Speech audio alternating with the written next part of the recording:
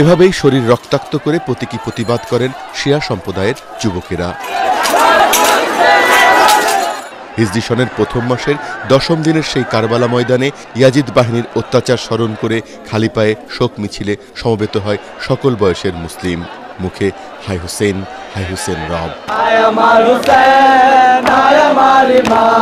মিছিলে রক্তাক্ত পতাকা আর ইসলামী আদর্শের বিভিন্ন স্লোগান দিয়ে মহানবীর দৌহিত্রের আত্মত্যাগকে স্মরণ করা হয়।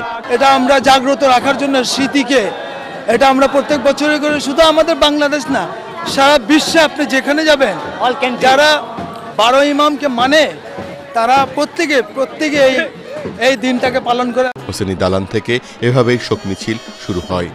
মিছিলে ছিল ঘোড়া দুলদুলের উপস্থিতি, ইমাম হোসেনের প্রতীকী তাজিয়া আর ফোরাত নদীর পানি। শোক মিছিলে অংশগ্রহণকারীরা বলেন, শুধু শোক প্রকাশ নয়, ইয়াজিদদের কৃতকর্মের প্রতি ঘৃণা প্রকাশ করার জন্যই এ আয়োজন। আমাদের ইসলাম ধর্মের জন্য যে ভাই রক্ত দিয়ে গেছেন আমরা তাকে স্মরণ করছি। একই সাথে কারবালা প্রান্তরে হযরত ইমাম হোসেন ও তার ঘনিষ্ঠ সহচররা যে আত্মত্যাগের দৃষ্টান্ত রেখে গেছেন তা মুসলিম উম্মাকে অন্যায় অত্যাচারের বিরুদ্ধে সোচ্চার হতে এবং সত্য ও ন্যায়ের পথে চলার প্রেরণা যোগায় বলেই জানালেন তারা।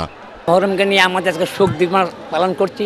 এই স্মরণে আমরা প্রতি মহরমে আমরা হাসন করি।